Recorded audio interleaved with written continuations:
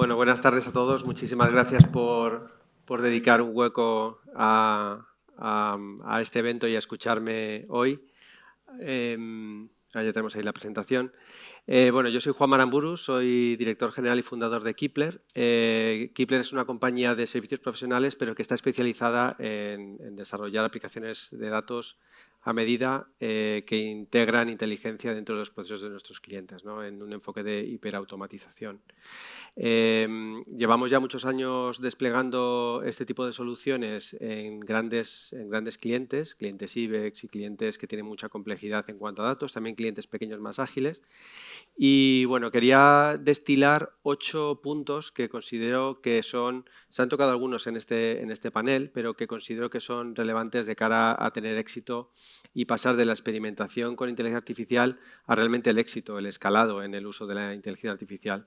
Y voy a empezar por un tema personal que os quería comentar, ¿vale?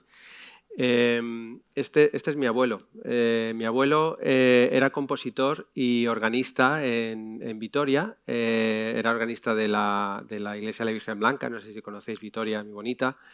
Y era un gran músico, ¿no? Componía música sobre todo sacra y bueno, allí pues era bastante famoso, hasta se le puso una calle y todo, ¿no? Mi familia alrededor de mi abuelo, obviamente, todos súper musicales, con la guitarra, con el piano, con no sé qué.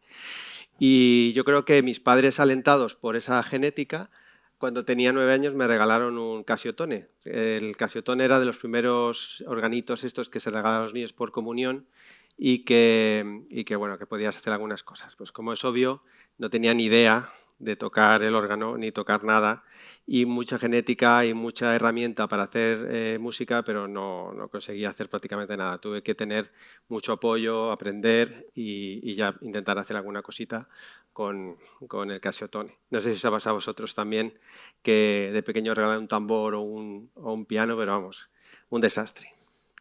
Entonces, realmente la inteligencia artificial es una herramienta fantástica, la tenemos a disposición de todos nosotros en nuestras empresas y es la típica tecnología más algoritmia, que está ahí y que cuando la tenemos delante en muchas ocasiones no somos capaces de utilizarla adecuadamente, ¿no? Como yo con el Casiotone. ¿Y para qué la utilizamos o la vamos a querer utilizar? La vamos a querer utilizar para generar sostenibilidad en nuestro negocio. Es importante, yo creo que se ha hablado durante este evento muchas veces, de que realmente esto está hecho para mejorar nuestro negocio, ¿no? Nuestra cuenta de resultados.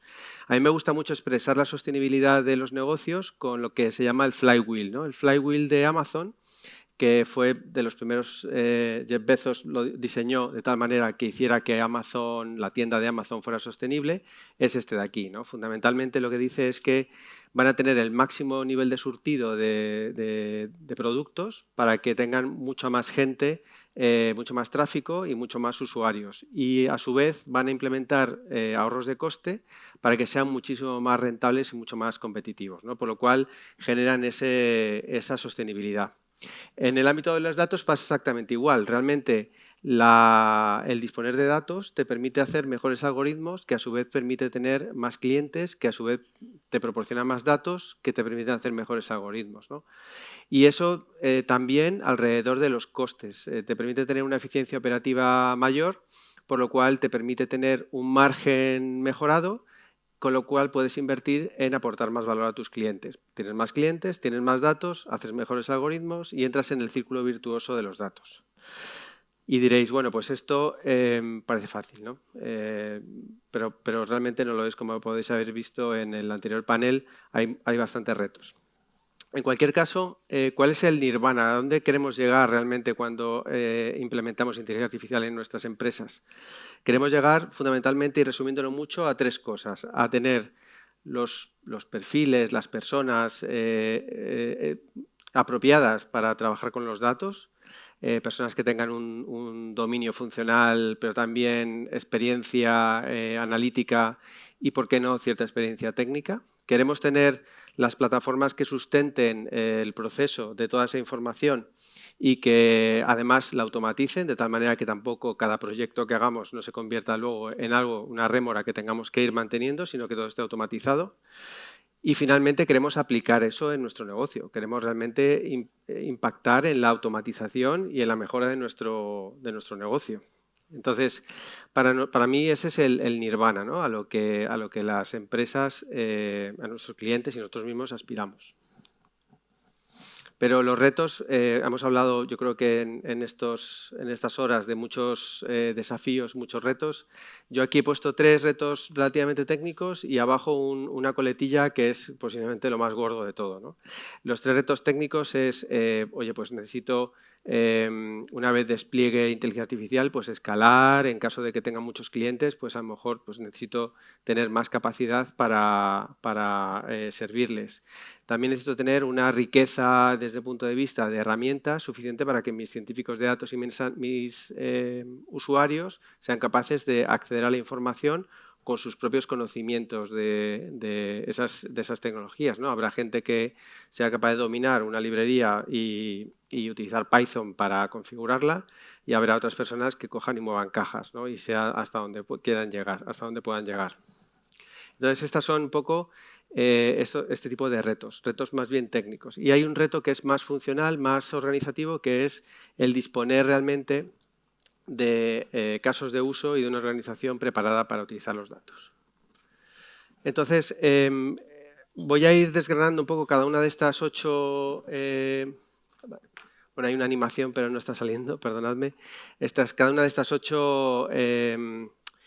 digamos, no iniciativas, sino puntos en donde una compañía debe trabajar o debe trabajar en resolverlos de cara a que pueda escalar el uso de inteligencia artificial.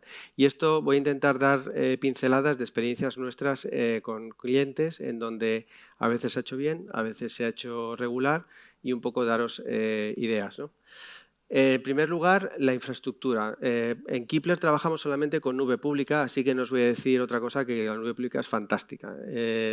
Pero bueno, para daros una única razón por la cual deberíais todos considerar el uso de nube pública para el tratamiento de los datos, estos señores de nube pública, AWS, Microsoft y Google, que son las 3 plataformas con las que nosotros trabajamos, invierten pues, cerca de 90 millones de dólares al año en investigación y desarrollo, por lo cual las soluciones, los servicios, los componentes con los que te puedes dotar desde el punto de vista de procesamiento de información y desde el punto de vista de inteligencia artificial, pues son future proof. O sea, estos señores realmente yo creo que van por delante, ¿no? de muchos ámbitos en el mercado, o a una velocidad que es superior a la que otros que no tienen este dinero pues pueden implementar.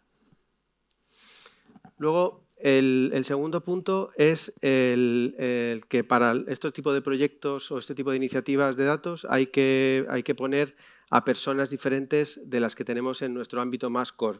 ¿Por qué? Porque claramente, y se ha hablado también en estos días, durante el día de hoy quiero decir, claramente tenemos que dedicar gente especializada a este tipo de plataformas, ¿no? Son plataformas pues, como Spark o plataformas especializadas en el uso de datos que requieren personas especializadas.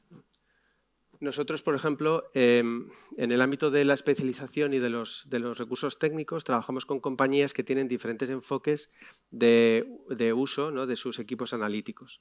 Son compañías a veces que tienen pool de personas que son científicos de datos y que trabajan en diferentes proyectos y que arbitran mucho al final el proyecto al que pueden dedicarse, como por ejemplo se ha explicado antes en Air Europa, un centro de excelencia. O tenemos clientes, por ejemplo, como una empresa de telecomunicaciones para la que trabajamos, donde esos científicos de datos siempre están embebidos en áreas específicas de negocio y están acelerando continuamente la implementación de casos de uso, siendo los propios áreas de negocio los que regulan realmente cuándo y cómo se hacen los proyectos de analítica. Luego, el punto de los hilos, que ya hemos hablado, se ha hablado bastante durante estas sesiones, pero también yo creo que enfocado desde el punto de vista no solamente de los hilos de datos, sino de los hilos organizativos. Una experiencia que también tenemos en una gran compañía petrolera es el que un poco a nivel presupuestario, ¿no? Cuando se definen diferentes presupuestos para diferentes departamentos, iniciativas de tipo de datos, en muchas ocasiones hay poca reutilización, porque hay silos, aunque sean silos de dinero entre diferentes departamentos que evitan que se reutilicen cosas que se han hecho para otro proyecto. El típico, no, yo he pagado esto, a mí que no me lo quiten y se lo den a otro. Y finalmente, bueno, en esta parte, los hilos de datos entendidos desde el punto de vista de las transmisiones de datos de un lado a otro. Para mí, cuando un dato sale de la operacional es como cuando un coche sale del concesionario, pierde valor inmediatamente. Pierde valor ya solo por el tiempo que pasa entre que se ha generado y que se está utilizando, pero pierde valor también, puede perder contexto y frescura derivado de que, por ejemplo, lo agreguemos o lo convirtamos en KPIs específicos para un caso de uso y que no son utilizables para otros, ¿no? Entonces, nosotros realmente pensamos que el enfoque de tener los datos lo más cercano a donde se producen y hacer un modelo más federado de acceso a los datos, pues como puede ser, por ejemplo, Data Mesh, es muy acertado, ¿no? Porque en ese sentido los datos realmente son utilizados en el contexto donde se generan y luego son reutilizados en otros ámbitos, pero para casos de uso específicos. El concepto de Data Mesh, pues para nosotros es una evolución natural en compañías que estén escalando el uso de los datos para inteligencia artificial o para otros casos, cuando realmente pues, una solución centralizada no va a dar el mismo resultado. Luego la propuesta de valor. Se ha hablado también el racional económico de los casos de uso de inteligencia artificial. Yo creo que hay muchísimo gut feeling en la decisión de cuándo se lanza un caso o cuándo no se lanza un caso. En muchísimas compañías realmente les es muy complicado analizar realmente el valor que va a aportar un caso de uso u otro. Hay muchas ocasiones, incluso creo yo, que se sacan casos de uso meramente por salir en prensa o por hacer ruido, ¿no? en el mercado. Pero en cualquier caso, yo creo que hay que plantearse objetivos, pero hay que pensar que los datos el trabajar con datos, explorar los datos es algo experimental, es algo que es iterativo. En nuestra experiencia, realmente, las compañías que triunfan son aquellas que fallan rápido y que pasan a otro punto determinado, a otro objetivo. Entonces, la recomendación que nosotros hacemos aquí, incluso dentro de compañías que tienen pool de proyectos que están empezando y en los que quieren avanzar, es que realmente se hagan enfoques iterativos incrementales y que realmente se explore el dato, se identifique un pool de datos limitado, se haga una prueba de concepto, se extraiga conocimiento y se tomen decisiones basadas en ese tipo de proceso, ¿no? El modelo de gobierno de inteligencia artificial, pues igual, el modelo de gobierno de datos en las compañías va a depender mucho del modelo organizativo de las compañías, ¿no? Hay compañías que están muy reguladas, que requieren que la toma de decisiones sea muy centralizada, y compañías que, porque lo están menos o porque requieren más velocidad, pues pueden delegar en áreas de negocio la toma de decisiones e incluso el que vayan pues, directamente, que sean independientes, ¿no? Pues es el trade-off, ¿no?, entre velocidad y control. Como os digo, depende de las compañías. Nosotros, por ejemplo, trabajamos en compañías y hemos tenido experiencias de hacer productos de datos, integrarlos en producción y de repente que venga un área central de seguridad y diga, tengo que hacer una auditoría de seguridad, y que empiecen a salir requisitos de seguridad en ese momento, ¿no? Eso no puede ser. Yo creo que hay una serie de mínimos desde el punto de vista de seguridad en el diseño, privacidad en el diseño, el control, en el caso de la nube, del uso de la nube, el control de cómo se utiliza la nube, qué servicios se usan, guardarraíles. Todo eso tiene que estar automatizado y tiene que estar centralizado. Centralizado desde un punto de vista de la definición, implementado centralizadamente, pero luego provisto a las diferentes áreas para que puedan trabajar con esos guardarraíles que se hayan definido. En clientes nuestros, por ejemplo, en una gran petrolera en la que llevamos trabajando bastantes años, se definieron múltiples tracks de trabajo en analítica para intentar incrementar el valor de la compañía basada en los datos y en los algoritmos. que se logró hacer realmente, y se contrató pues, a una tonelada de consultores de diferentes ámbitos, diferentes compañías, y como comprenderéis, también trabajando sobre nube y sobre datos, los mismos datos a veces, ¿no? Entonces, había que montar componentes que permitieran un gobierno, ¿no? Un gobierno mínimo del acceso a los datos y, como os he comentado, seguridad y privacidad. Y es lo que hicimos, ¿no? Desde el principio, y entonces evitamos todos los problemas de seguridad, privacidad y, como os he comentado, las auditorías de último momento de seguridad o legales que acaban fastidiando una iniciativa de este tipo, ¿no? O parándola. El talento, ¿qué deciros de esto? O sea, todos lo sufrimos, el acceso a talento que nos permita realmente utilizar los datos de una manera adecuada. Aquí os he puesto una estadística, pero seguro que vosotros lo sufre en vuestras empresas. Desde mi punto de vista, el problema del talento, sobre todo en las compañías que están empezando a utilizar el ámbito analítico, es justamente que los planes de carrera, el desarrollo de carrera de las personas en las nuevas tecnologías, pues en el ámbito de, yo qué sé, de científicos de datos, etcétera, todavía yo creo que no está bien definido en muchos sitios, ¿no?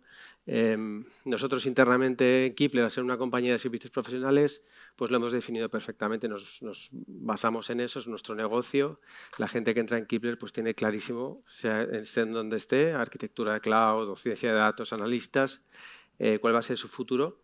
Y pues es súper transparente. En las compañías que no se dedican a la informática, que os dedicáis obviamente a cualquier actividad, a la banca, a telecomunicaciones, etcétera, eso es una cosa que yo creo que suele faltar y suele generar rotación, que por desgracia pues va a compañías que tienen modelos de desarrollo de personas bien definidos, ¿no? Sobre todo personas de ámbito técnico de datos. Perdón, me he saltado una. Vale. Y finalmente, la implementación de las cosas para que realmente ayuden, ¿no? Ayuden desde un punto de vista de negocio. Por ejemplo, en el ámbito de hiperautomatización, pues un cliente nuestro, que es una gran aseguradora, pues está utilizando la nube, los datos, y datos desestructurados en este caso, para automatizar la clasificación de correos electrónicos y acelerar el tratamiento pues, de los correos de incidencias, ¿no? de siniestros. Y ahí hay muchos matices, ¿no? Por ejemplo, no solamente está el matiz de que a lo mejor reciben 100.000 correos al mes y el tiempo de procesamiento se ha acortado muchísimo, las personas que antes estaban clasificando pues ahora pueden hacer otras cosas, sino que también les ha permitido que con los datos que llegaban se puedan también automatizar procesos como, por ejemplo, pues, mandar a reguladores ciertos documentos, responder al cliente automáticamente en caso de que falte algo, una firma o lo que sea, y bueno, pues hacerlo de una manera automatizada es lo que importa, ¿no? El haber hecho un experimento, haberlo dejado en el cajón y haber comprobado que, bueno, pues que podía ser, realmente no vale para nada. Hay que implementarlo en producción y bueno, pues es un poco el valor añadido de lo que intentamos hacer en Kipler.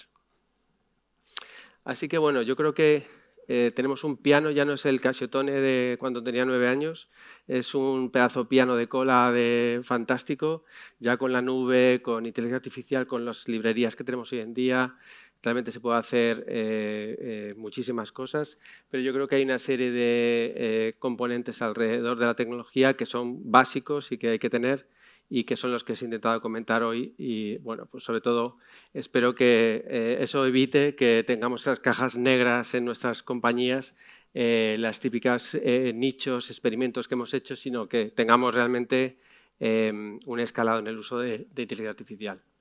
Y bueno, pues nada más por mi parte, pues muchísimas gracias. Si hay alguna pregunta, encantado.